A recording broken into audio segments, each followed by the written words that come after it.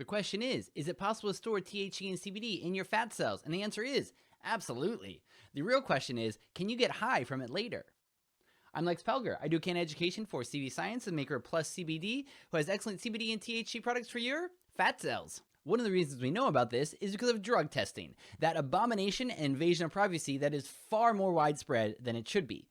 But one of the secrets is cannabinoids are one of the only things that they can kind of test for. All those other head twisters you might take over the course of a weekend, they should be excreted by the end of the weekend. They're very hard to detect. But cannabinoids are fats. They're lipids. They get pulled up into your fat cells. We don't even know exactly where they get stored in your fat cells or how that process works, but we do know that it happens. However, we don't know about the long-term consequences of what cannabinoids in our fat cells might mean for long-term health or for our metabolism.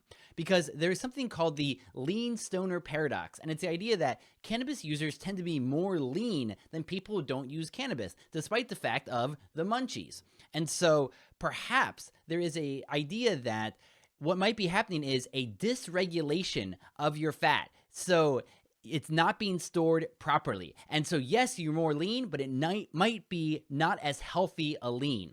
That is not something proven at all, but is a reasonable hypothesis given what we know. Anyway, we know more about the THC in there than the CBD, but that THC is sometimes called the reservoir of reintoxication, which is a great term.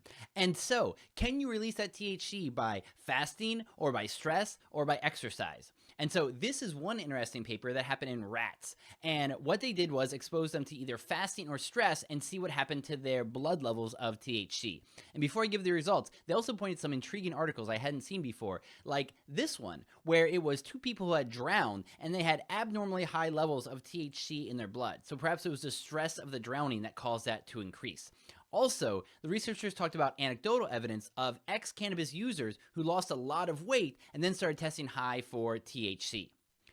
So, in this experiment, they used both deprivation of food as well as the stress hormone ACTH in rats that had been chronically exposed to THC. And both the fasting and the stress called lipolysis, which is the breakdown of lipids. And lipids include the fatty acids and the cannabinoids. So, this did lead to increased levels of THC in their blood. So in rats, stress as well as fasting led to increased blood levels of THC from those fat stores. Now for exercise, I only found 2 clinical studies and they contradict each other. In the first one, it was 6 chronic but currently abstinent cannabis users, and in them, 45 minutes of moderate intensity exercise didn't increase their blood levels of cannabinoid metabolites. However, another study of 14 regular users, they found if they kept them overnight and then tested their blood before 35 minutes of exercise on a stationary bike, they did have small but significant increases in their blood THC levels. And also, I think we've all heard anecdotes about people exercising and feeling high, like perhaps the THC is being released. And it could be the THC, and it could also be the runner's high.